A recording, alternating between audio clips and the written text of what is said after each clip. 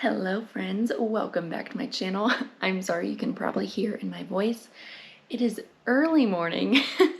I am filming this on May 15th, Miss Universe prelims or just last night, and I woke up bright and early so I could film this for you. So if you're new to my channel, hello, thank you for coming. My name is Cassie. I am a former pageant title holder. I was Miss Idaho USA in 2017. So I love pageantry. I am a pageant coach and a pageant judge now, and I love sharing all about fashion and pageantry on my YouTube channel. So if you love this sort of content, make sure to subscribe to my channel and come back for more videos. So today, like I said, we're talking about the Miss Universe preliminary competition and how that affected my picks going into tomorrow's Miss Universe competition. So you guys absolutely loved my last video, my pre-arrival picks for Miss Universe. It is by far the most watched video on my channel. So now I know you guys want Miss Universe content, so I will be sure to bring you more of that. So before we get into my final picks for Miss Universe, I have a few just like overall production notes.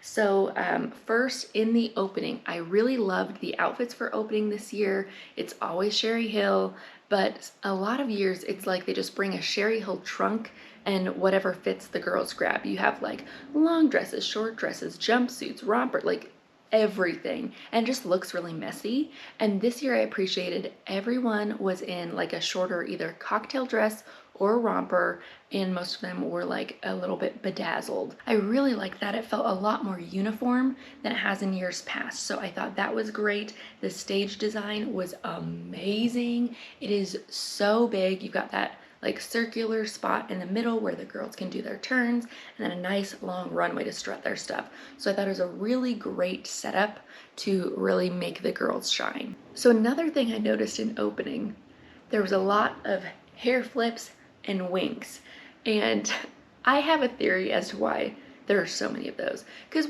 usually at Miss Universe, like, you may see one or two hair flips, you may see a wink here or there, especially when you get down to like top 10 and they're working on their camera angles. But we saw a ton of them in opening. And I will say, from my Miss USA experience, I feel like a lot of that comes from the girls that have really practiced. They know exactly what walk, what move, what little tips and tricks they're gonna do along that runway. I mean, number one, you should come to Miss Universe knowing exactly what walk you're doing, what poses you're doing, and all of those things. So I think some girls come in totally polished, knowing what they're doing, and other girls who did not come very prepared probably saw those people doing those moves in rehearsals and were like, oh, that looks cute. Oh, I'm gonna do that too. So I think that's why you saw a lot in opening yesterday. Some people's like hair flips and winks looked totally comfortable and cool and like really helped with their stage presence, whereas other people, it was like, oh, that felt a little bit forced. The camera angles and the cameraman, I don't know who was calling the shots for the cameras, where it's like, go camera one, go camera two, because obviously at Miss Universe, there are so many different camera angles, so we can really get a feel for the stage. It's like whoever was calling the camera shots didn't come to rehearsals, because there were so many times where there would be a girl on the runway that they were talking about, and the cameraman was on the girl waiting in the wing. And you're like, okay, she'll have her moment. Like, let's get back over here. Or like they would do a full pan for some girls and not for other girls. Now that one may be because the girls are off their marks. A lot of it is timed, but it just happened so often. I feel like it was a little bit of a camera issue as well. In swimsuit, so swim is the first section of judging that happens in prelims, and the host, which was Demi Lee and Zoe, they're like, we're doing things a little bit different this year. Welcome out, number one, Israel. And I was like, oh, so they're doing like random alphabetical? Like, that's interesting. Like, I don't love that for my note taking because my notes are in alphabetical order. But I was like, okay, whatever. So Israel comes out, does her thing, and then it's like Albania. Armenia, like, then it goes in complete alphabetical order. Israel was the only one that they had go out of order. And I was just trying to think, in what scenario does MUO change the entire production for one person to go earlier? Does anyone know?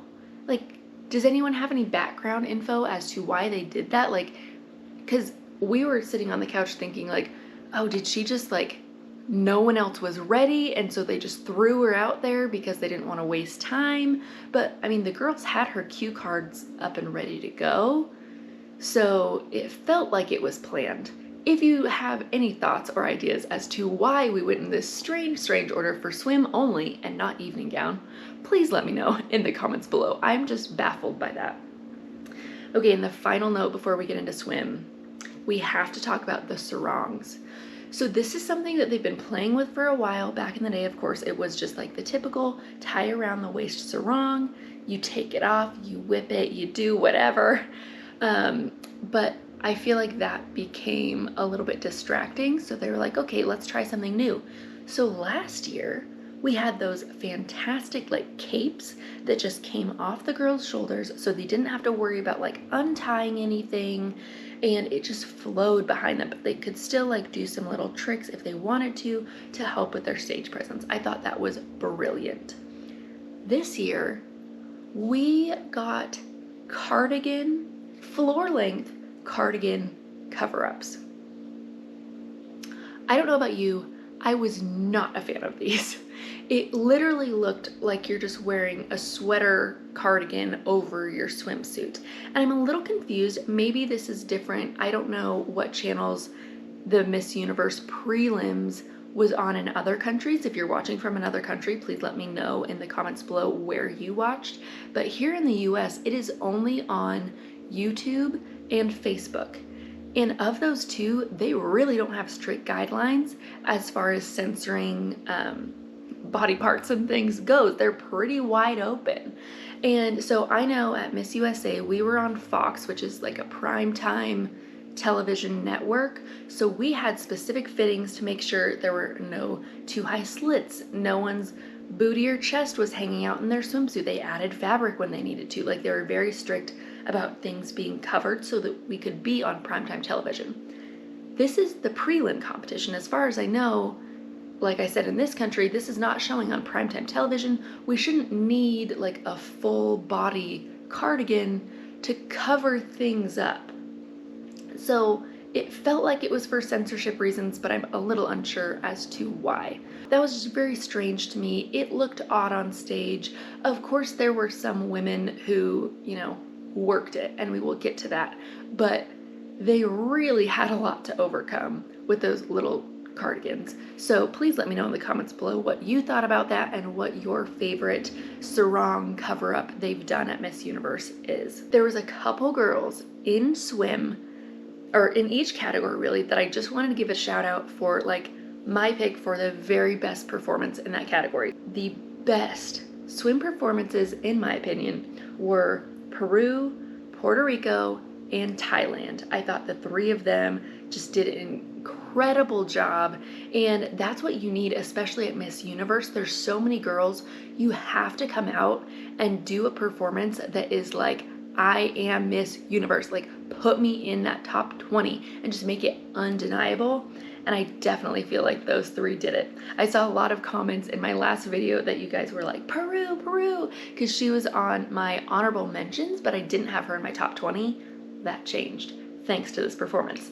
Another note I wanted to give, like I said, Miss USA was like number 20 on my top 20 last month, and one of the things I said I wanted to see from her was better stage performance, because it was a little lackluster at Miss USA. I must say, I was very proud of our girl in swimsuit because I thought she did a great job. She came out, she had that fire within her, and I just thought she did a great job in swim as well.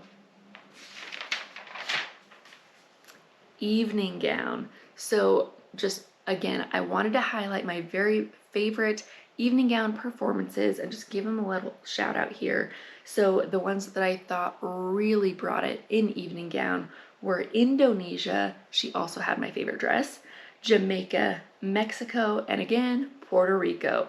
Oh my gosh, Puerto Rico. She like blew my mind. I think a lot of it, we discussed this as we were watching it as well. So many women have done like a neutral toned, semi-sheer fitted gown. Like we've seen that for, I swear, 5 years. Everyone does that. So like when these girls come out, specifically like Puerto Rico and Indonesia, in like their beautiful green gowns, and Puerto Rico's with her like giant skirt that she was twirling all over the place. It was just incredible. Like, of course, she has a great walk, she has great stage presence already, but just that color and style of dress really helped her stand out from the others. And I swear she should be teaching lessons on how to do evening gown, because that was probably the best evening gown performance I have ever seen. Okay, now what you are actually here for, my official picks and predictions for Miss Universe 2020. Again, we will start with honorable mentions. These are women who I could see making it into the top 20, but based on their prelims performance, they've fallen a bit in my rankings, but I still wanted to give them a little bit of love here. That is El Salvador, Venezuela, Barbados, Canada, and Chile. So those 5 are like my wild cards. If they get thrown into the top 20, I would not be shocked, but they're currently not in my top 20. And I shouldn't have to say this, but of course a caveat that there's like 85 women here. They're all amazing. I may not have your favorite in my top, and that is not a personal attack on her. There's just so many incredible women. I have to draw the line somewhere. So in case you missed my last video, what is going into these rankings? I look at their headshot, their bio on the Miss Universe website, their social media, their up close video, which is on YouTube, and now I'm factoring in as well all of that with their preliminary performance. So I've looked at everything, and these are my picks for Miss Universe 2020. So in my top 20, I have Costa Rica, Nepal, Dominican Republic, Argentina, Panama, Australia, Cambodia, Philippines, Colombia, and Vietnam. So if you watched my last video, you know Australia was my Miss Universe pick before arrivals, and I still would love for her to win Miss Universe. She's just the most eloquent, most lovable, incredible speaker, but I just felt like she left a lot to be desired on stage. The stage presence was not there, and it was frustrating because during the telecast, they had a video of like what the girls are doing to prepare for Miss Universe, and Maria Thatil, Australia, mentioned how much she's been working on her walk. And in that video, they showed her doing a fantastic walk in rehearsals, but then on stage, it just did not translate. And I know it's a crazy moment when you're up there, you almost black out, like you don't even know what you're doing because it's just so much adrenaline. But the walk was not there for me. So I really, really hope she does well, but for right now, she has fallen just into my top 20. And I know you'll notice some other like big names in my top 20, and you will probably come for me in the comments, but again, these are just my picks. I'm not a judge. Your girls might still win, okay? So don't come for me. Philippines. So, of course, Rabia is gorgeous. She's dressed incredibly this entire time. The only reason she fell from my top 5 into my top 20 is just because in prelims and as the competition goes on, you really start to see those girls whose star is rising and others that are kind of staying the same. And this may or may not be fair, but I'm comparing Rabia to former Miss Universe Philippines that have won Miss Universe. So Pia, Catriona, like in recent years, and both of them, they had such fire when they hit this stage. You just knew that they were going to be Miss Universe. And nothing against Rabia, she's doing a great job. I'm just not seeing that fire that we usually see in those Miss Universe contestants that end up with the crown. So again, she's still in my top 20. She still could win. But for me, that is why she moved down a little bit in my list. I'm just not seeing that fire. Okay, moving into my top 10, we have Thailand, Indonesia, Peru, Jamaica, and Nicaragua.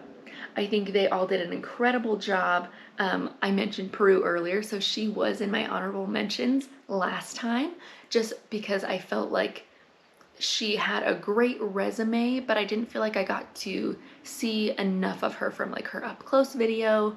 And then when I saw her on stage, I was like, okay, your bio, your background, you're gonna do great in interview, plus that walk, like, yes, girl, you're in my top 10. So finally, my new and final top 5 predictions for Miss Universe 2020. We have Great Britain, South Africa, India, Puerto Rico, and Mexico.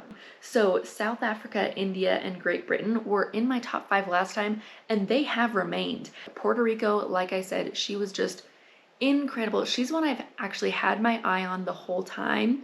But with that prelims performance, it was just undeniable. She is now in my top 5. And Mexico, she's another one that I just felt like has been so solid all along, and I could just see her doing well. So Great Britain, South Africa, and India are my top 3. And if I had to choose, which I do because this is a predictions video, who I predict to be the next Miss Universe 2020, it's South Africa. I know I talked about this in my last video. So many people have been saying all along, like, it's gonna be back-to-back South Africa. And South Africa, it's pretty incredible. The last 3 years, they have been top 2. And 2 of those 3 years, they have won. So they're clearly doing something right in preparing their candidates. And it's just one of those things, like I talked about with that spark, with that fire. Natasha has had it all the way through. And especially last night when she came out in evening gown, I was just like, dang, I think it's her year. I think it is. So that is my prediction. Of course, I have been loving Great Britain for a long time. So if she won, I think she'd be an incredible title holder, and India as well. India is really bringing it, and she's the best candidate I've seen from India in a long, long time. So any one of those 3 I would be happy with, but my prediction for now is Miss Universe South Africa. So you'll notice, like, most of these are the same from my previous video. There's just been a lot of shuffling going on. And that's because I feel like from the up close videos and their bios, you can learn a lot about them. The big thing that changes after prelims is who has that stage presence. Like I said, who's bringing that fire. And then from there, there's just a lot of shuffling that goes on. So this is my final Miss Universe predictions for Miss Universe 2020. The competition is tomorrow, and it's pretty exciting because Miss Universe is on my birthday, and it is a big one this year. It's my 30th birthday, so the reason I woke up super early to film this today is because I have a bunch of friends flying in today. We have like a dinner planned for tonight, we have a brunch planned for tomorrow, and then of course the Miss Universe watch party. So it is going to be busy, busy, busy all weekend. If you want to follow any of that, make sure you're following me on Instagram at Style by Cassie. But I am so excited. It's gonna be a great weekend. Thank you, MUO, for putting Miss Universe on my birthday. I will consider that a birthday gift from you. But thank you so much for joining me. I'm so glad you love this content. I love watching and studying Miss Universe, so I'm so glad you guys enjoy watching the content that I put out.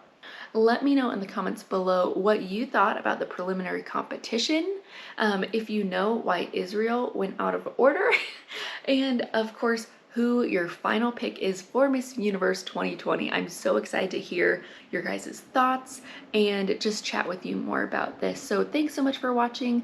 I will see you guys in a few days with my final Miss Universe recap video. See you next time.